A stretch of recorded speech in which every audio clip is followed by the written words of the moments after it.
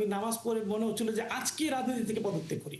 একজন রাজনীতিবিদ এত কদর্য ভাষায়, এত বিশ্রী ভাষায় এরকম সুন্দর একটা জায়গায় কথা বলতে পারে, এবং সবচেয়ে ভয়াবহ বিষয় হলো এত সুন্দর করে শেখ হাসিনার মতো মিথ্যা বলতে পারে, এটা কল্পনার অতীত। তিনি যে কয়টা কথা বলেছেন, তিনি ইসলামী ব্যাংক নিয়ে কথা বলেছেন, জামাত ইসলামীর যে ইশতেহার ছিল, ইশতেহার নিয়ে কথা বলেছেন, প্রত্যেকটা তথ্য মিথ্যা। আমি এসে এই তথ্যগুলো যাচাই করে দেখলাম যে প্রত্যেকটা তথ্য মিথ্যে। এইভাবে মিথ্যারূপ করে একজনকে, একটা দলকে, একটা ব্যক্তিকে যদি আপনি সাময়িকভাবে পরাস্ত করতে পারেন, কিছুক্ষণ পরে, যেমন আমি আমার জায়গা থেকে কিছুক্ষণ পরে যখন সত্যটা জানতে পারলাম, তখন আমি তাকে ঘৃণা করতে শুরু করেছি। এই জায়গায় কেন যাইতে হবে আমাকে? তিনি একজন সিনিয়র রাজনীতিবিদ, তাকে আমরা সম্মান করতে কোনো কুণ্ঠাবোধ করি না, কিন্তু নিজে নিজেকে এই জায়গায় নিয়ে যাওয়ার মধ্য দিয়ে এমন একটা রাজনীতি তিনি মানে এখান থেকে শুরু করতে যাচ্ছেন, যেটা আমাদের মতো এই রাজনীতিবিদদেরকে নষ্ট করার জন্য একেবারে প্রাথমিক দিক থেকে, সামনের দিক থেকে নেতৃত্ব দিয়ে এই জায়গায় নিয়ে আসতেছেন। আমি বলবো এগুলো আসলে খুবই অপ্রত্যাশিত। আমার স্পষ্ট মনে আছে, আমি ছাত্রদলের কেন্দ্রীয় সভাপতির সাথে একাধিক মিছিলে অংশগ্রহণ করেছি, একাধিক আন্দোলনে তারা থেকেছি। ছাত্রদলের এমন নেতাও ছিল যে আমরা একসাথে একই রুমে থেকেছি। শেখ হাসিনার যে ঢুল তিনি রেখে গেছেন, ওই ঢুল বাজাইতেছেন ৭১, ৪৭, ৪২, ৪৩, ৪৪, ৪৫, এগুলো নিয়ে বারবার কথা হয়েছে, বাংলাদেশে হচ্ছে। এবং যারা দেখে যে জামাত ইসলামের আর কোনো দোষ নাই, আর কোনো দায় নাই, জামাত ইসলামী তার জায়গা থেকে এই মুহূর্তে কোন অবস্থানে আর করা যাচ্ছে না, তখন ওই আগে মানে ৪৭, ৭১-এর জায়গায় ফিরে যায়। দেখুন, আজকে জনাব মির্জা ফখরুল ইসলাম তিনি বক্তব্য দিয়েছেন। এই বক্তব্যে আজকে খুব শক্ত করে তিনি জামাত ইসলামীর সাবেক আমির মাওলানা মতিউর রহমান নিজামীকে স্মরণ করেছেন এবং বলেছেন যে সম্পূর্ণ বিনা অপরাধে একটা মানে ফরমাইশি রায়ের মধ্য দিয়ে, একটা প্রশ্নবিদ্ধ বিচারের মধ্য দিয়ে তাকে ফাঁসি দেওয়া হয়েছে। এটা তিনি কিন্তু বলেছেন যে তিনি নির্দোষ, বিনা অপরাধে করেছেন। আবার মির্জা ফখরুলের কেউ যদি বলেন যে নিজামী সাহেবের দল অপরাধী, তখন তো আসলে বুঝতেই হয় যে তিনি আসলে তার দলকে কতটুকু ধারণ করেন, তিনি কতটুকু আসলে চিন্তাটাকে করে কথা বলেছেন, নাকি এই মুহূর্তের ট্রেনটাকে চিন্তা করে একটা মনে আসলো আর বলে দিলাম। এগুলো আসলে বাস্তবতার সাথে একেবারে অমিল। নিজেদের অপরাধগুলোকে ঢাকার জন্য তখন ওগুলোকে নিয়ে আসা হয়। আমরা দেখেছি যে শেখ হাসিনার সময়ও বা আওয়ামী লীগের সময়ও তার সময়ের যত অপরাধ, অপকর্ম এগুলো যখন সামনে আসতো, তখনই সব বিষয়কে সামনে বাদ দিয়ে দায়টা বর্তমান এই বিএনপি সরকার তাদের কি একাত্তরের অপরাধ উপর চাপিয়ে দেওয়া ঢাকার হয়েছে। জন্য এই বিষয়টা সামনে নিয়ে আসছে বলে আপনার কাছে মনে হয়? জি, জি। মানে বর্তমানে বিএনপি সরকার তাদের কি অপরাধ ঢাকার জন্য আপনাদের এই বিষয়গুলো সামনে নিয়ে আসছে? নিঃসন্দেহে আজকে মাননীয় স্বরাষ্ট্রমন্ত্রী তার বক্তব্যে বলেছিলেন যে বাংলাদেশের আইন শৃঙ্খলা পরিস্থিতি নিয়ে অনেক কথা আছে, আমি এটা নিয়ে অনেক কথা বলবো। কিন্তু তিনি দেখা গেছে যে এই কথাগুলো বলতে গিয়ে আইন শৃঙ্খলা পরিস্থিতি নিয়ে কোনো কথাই সেরকম বলতে পারেননি। তাদেরকে তিনি বারবার বলছেন যে টিআইবি রিপোর্ট করেছেন, টিআইবি রিপোর্ট করেছেন, এটা বলে তিনি শেষ করে দিয়ে টিআইবি রিপোর্ট পত্রিকা নির্ভর, এটার সাথে বাস্তবতার মিল নাই, এই সেই বলে শেষ করে দিয়েছেন।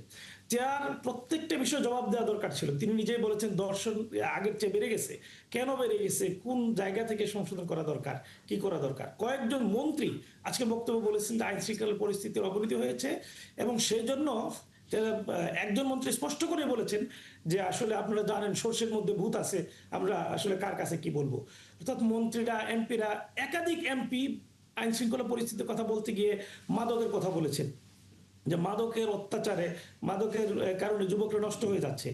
সব বিষয় আইনমন্ত্রী, স্বরাষ্ট্রমন্ত্রীর কাছ থেকে সবাই প্রত্যাশা করেছিল, কিন্তু তিনি কি করলেন, তার এই দায়টা, তার এই দোষটা ঢাকার জন্য নানা ইতিহাস, গল্প, উপন্যাস এখানে তুলে নিয়ে এসে পরিবেশটাকে এমন জায়গায় নিয়ে গেলেন যে তিনি আমার কাছে মানে একেবারে আজকে মনে হচ্ছে, আমি তো একেবারে ইয়াং একজন এমপি এবং রাজনীতিটা একেবারে নতুন না, আমি জাতীয় রাজনীতি যুক্ত হয়েছি মাত্র ২০২২ সালে।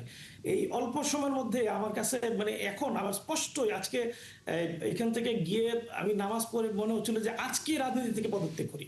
একজন রাজনীতিবিদ এত কদর্য ভাষায়, এত বিশ্রী ভাষায় এরকম সুন্দর একটা জায়গায় কথা বলতে পারে, এবং সবচেয়ে ভয়াবহ বিষয় হলো এত সুন্দর করে শেখ হাসিনার মতো মিথ্যা বলতে পারে, এটা কল্পনার অতীত।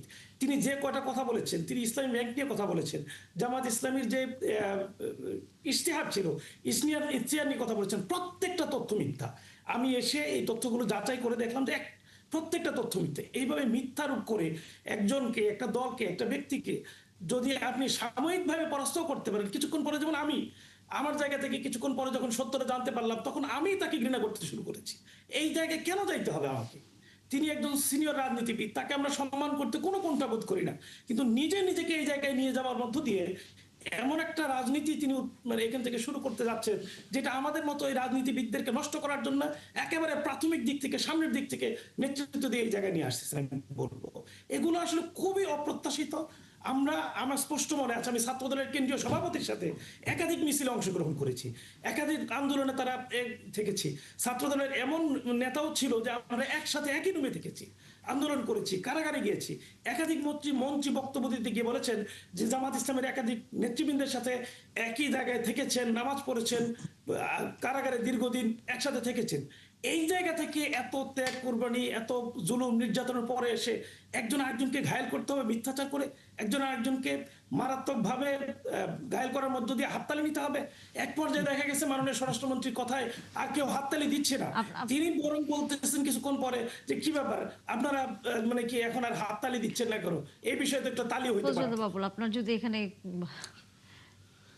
দেখুন, উনি সমালোচনা করতেই পারেন, উনি বিরোধী দলে আছেন, উনি কিভাবে সমালোচনা করবেন এই আর্ট ওনার। না, উনি তো সরাসরি বলছেন যে স্বরাষ্ট্রমন্ত্রী পুরোপুরি জামাতের বিরুদ্ধে মিথ্যাচার করেছে। একটা মিথ্যাচার যদি ওনারা সংসদে, যেহেতু কথাটা সংসদে হয়েছে, আমি ওনাকে আমন্ত্রণ জানাবো যে ওনাদের পক্ষ থেকে এই মিথ্যাচারগুলো যেন পয়েন্ট আউট করা হয় যে কি কি হয়েছে। উনি আইন শৃঙ্খলার বিষয়ে উনি বেশ কিছু কথা বলেছেন এবং কম্পারেটিভ অ্যানালাইসিস উনি করেছেন যে গত 18 মাসে কি হয়েছে, তার আগে কি হয়েছে, আর এই গত 4 মাসে কি হয়েছে। আমরা যদি 4 মাস করি, এটা আসলে ফিগার, আমরা যারা হিসাব বিজ্ঞানের ছাত্র আমরা বলতাম যে অ্যাবসলিউট কোনো figure is not a figure. When it will be a comparative figure, then it will be actually decision making figure.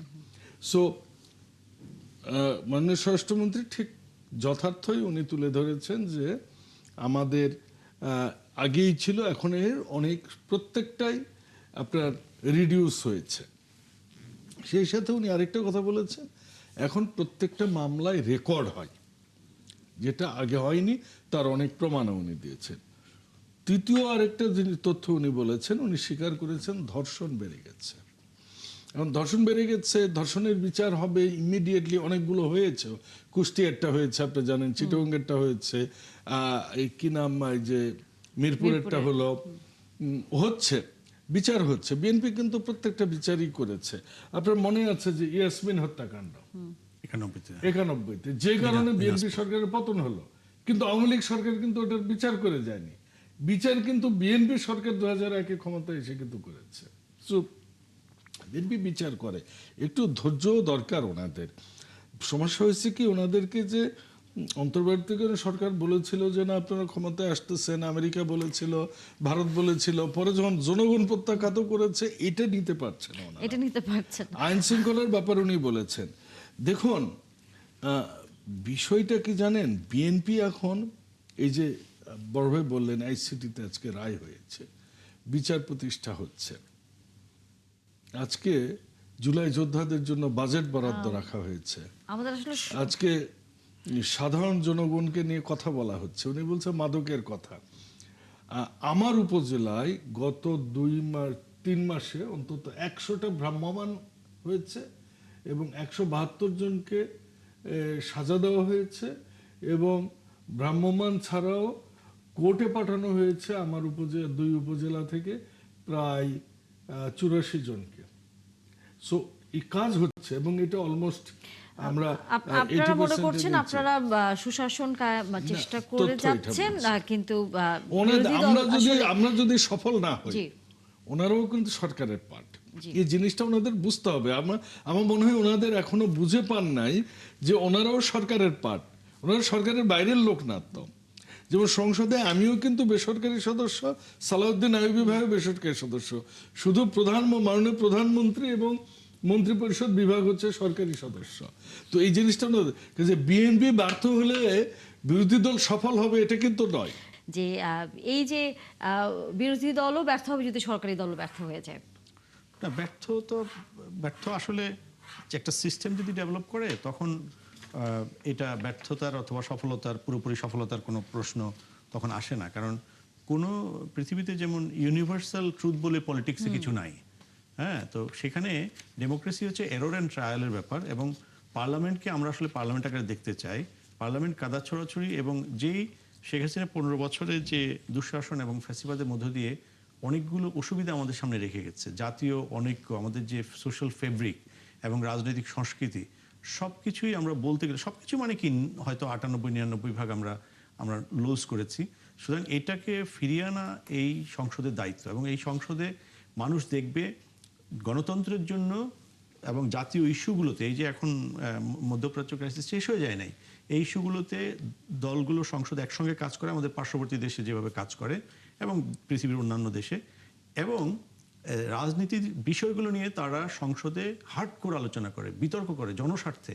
কারণ বিরোধী দল যখন পয়েন্টগুলো তোলে তখন সেটি কিন্তু জনস্বার্থের আলোকেই তোলে।